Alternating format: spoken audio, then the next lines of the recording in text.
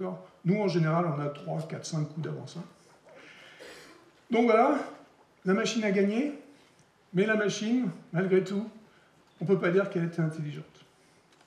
Pendant les années 90, des gens un peu fous continuaient à essayer de faire ces réseaux de neurones dont je parlais avant. On appelait ça à ce moment-là le machine learning. Machine learning a re-explosé, on va dire, dans les années 90 grâce à une chose qui s'est passée au milieu des années 90, qui était extraordinaire, qui s'appelle l'Internet.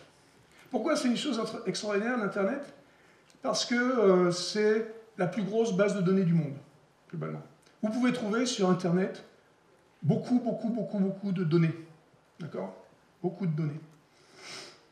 Et donc, on a pu prouver certaines théories dans les années 2000 qui ont donné donc ce qu'on appelle aujourd'hui aussi le deep learning. Et ces théories ont besoin d'énormément de données, d'accord, pour les prouver. La prochaine phrase, je vais perdre la moitié de la salle, mais je vais vous récupérer la phrase d'après. Alors, il se trouve que sur Internet, il y avait beaucoup d'images de chats. C'est là où je vous perds, parce que vous dites, mais le gars, il est timbré, quoi. De quoi il parle? Je vais vous rattraper là maintenant. Donc, il y avait beaucoup d'images de chats. Pourquoi? Parce que les gens prenaient leur chat en photo et disaient « Oh, c'est mon kitty, c'est mon catou, c'est mon petit chat, nanana ».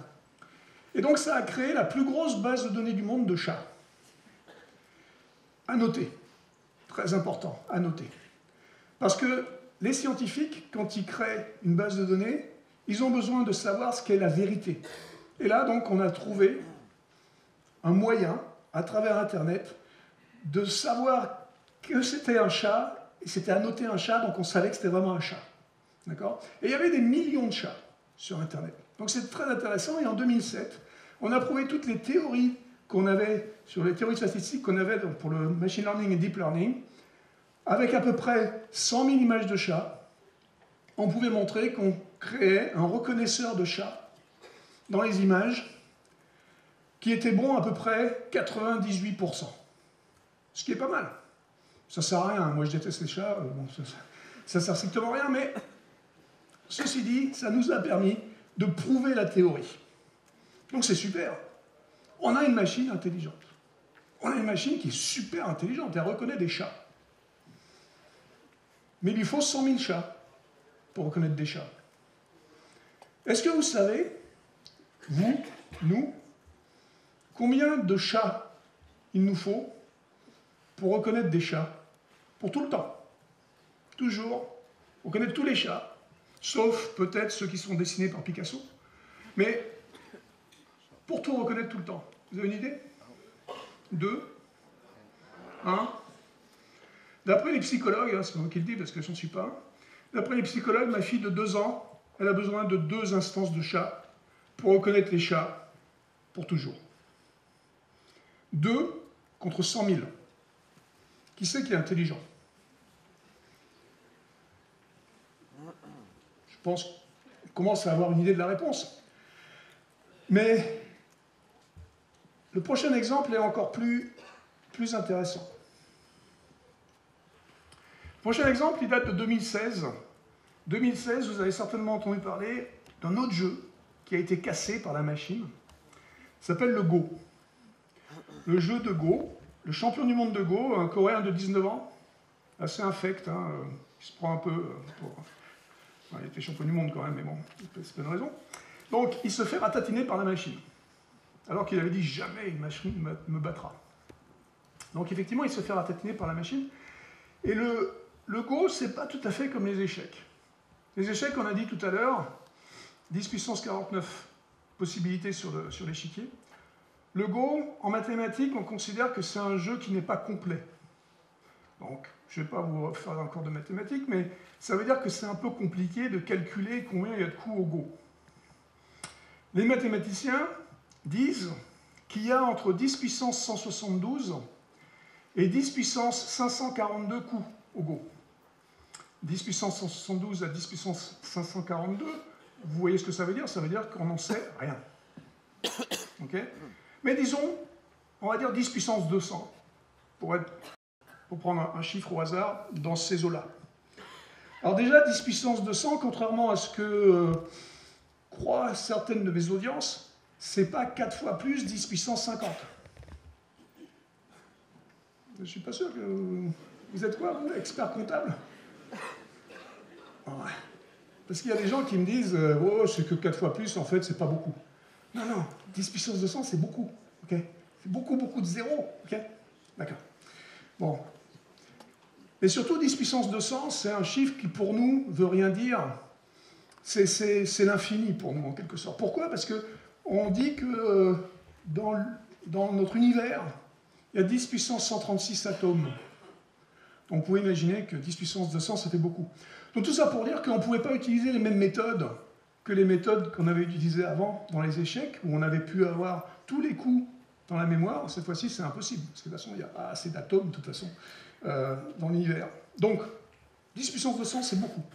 Et donc, du coup, on a utilisé des méthodes statistiques qui sont effectivement ces méthodes de deep learning. On a donné à la machine 30 000 parties de Go, plus les règles, et puis la machine a joué des coups tellement surprenants, parce qu'il y a tellement de coups diversifiés, divers et variés, que ça a surpris le champion du monde de Go. Mais ce n'est pas tellement ça qui va m'intéresser. Ce qui va m'intéresser, c'est la machine elle-même. Le machin qui est à gauche, là. À gauche. Donc, cette machine-là, elle s'appelle DeepMind. Elle a été faite par une filiale de Google. Et DeepMind, c'est 1500 CPUs. Les CPUs, c'est les chips qu'il y a dans vos ordinateurs. D'accord? 1500 CPUs. C'est 300 GPUs. Les GPUs, c'est des chips qu'il y a dans vos ordinateurs, mais qui font du calcul matriciel pour afficher des trucs. D'accord? Donc c'est plus puissant encore que des CPUs. Et 30 TPUs. Alors les TPUs, c'est un truc spécial qui est fait par Google, qui s'appelle le Tensor Processing Unit. Et Tensor Processing Unit, c'est spécifiquement pour faire des méthodes de deep learning. En gros, dans cette machine à gauche, là, il y a 2000 ordinateurs. 2000 ordinateurs. 2000 ordinateurs, c'est un petit data center. D'accord? Et ça prend à peu près 440 kW. 440 kW. Pour jouer au Go. Et la question, là, c'est... Bon, d'abord, est-ce que c'est pas complètement idiot de faire une machine de 440 kW pour jouer au Go? Bon, ça, c'est un autre problème, je vous en parlerai plus tard. Mais la question, c'est surtout le gars, là, le petit Coréen de 19 ans qui est à côté, là, qui est en face, ou vous, d'ailleurs, dans la salle, pas tous, mais certains. Vous savez combien on a, nous? Là? Parce que nous, on n'a que ça. Hein. Combien on développe? Vous avez une idée? 0? Bon. Il y en a peut-être, mais on développe un peu plus que ça. On développe, nous, à peu près 20 watts. Entre 20 et 25 watts. Donc, la machine, ici, a besoin de 20 000 fois plus d'énergie que nous. 20 000 fois plus d'énergie que nous. D'accord? Et en plus de ça, c'est que pour jouer au Go, comme j'ai dit tout à l'heure. Alors que nous, j'espère qu'on fait autre chose. D'accord? On peut faire la cuisine, on peut discuter, dire des trucs rigolos, enfin bon, on peut faire plein de trucs. Donc là, comme je vous disais tout à l'heure que les méthodes d'intelligence artificielle n'avaient strictement rien à voir avec ce que nous, êtres intelligents, on fait, avec cette histoire de chat, ben je vous dis la même chose avec l'histoire maintenant de la puissance qui est générée, qui est utilisée pour faire ces activités, on va dire, intellectuelles. Donc ça, c'est réglé. Il faut bien comprendre que ces méthodes, encore une fois, n'ont strictement rien à voir avec de l'intelligence. Donc l'appeler l'intelligence artificielle, c'était vraiment une grosse bêtise depuis le début. Je vous ai parlé du deep learning, du machine learning un tout petit peu, en vous disant que c'était des méthodes statistiques, des méthodes statistiques basées sur beaucoup de data, comme j'ai dit, de données. Okay? Et ça, c'est un autre problème qui se pose à nous aujourd'hui, c'est le problème du biais dans les données. Tout à l'heure, on a vu les images de chats, c'était bien parce qu'elles étaient annotées chat, et donc ça nous permet de savoir exactement, d'avoir une vérité, ce qu'on appelle le ground truth dans le jargon du deep learning, du machine learning. Mais il y a des fois, c'est pas facile de trouver les bonnes données. Et on fait des erreurs. Alors avant, dans l'informatique, on va dire d'avant 2007, ou d'avant même quelques années, juste, des années 2010, on faisait des bugs, on créait des bugs de logique. C'est-à-dire qu'on se trompait dans un programme, et puis bon, quand on se trompait dans le programme, c'était relativement facile. On trouvait où était l'erreur, et puis on recommençait. Et bon. Donc, mais maintenant, on va faire des erreurs de données.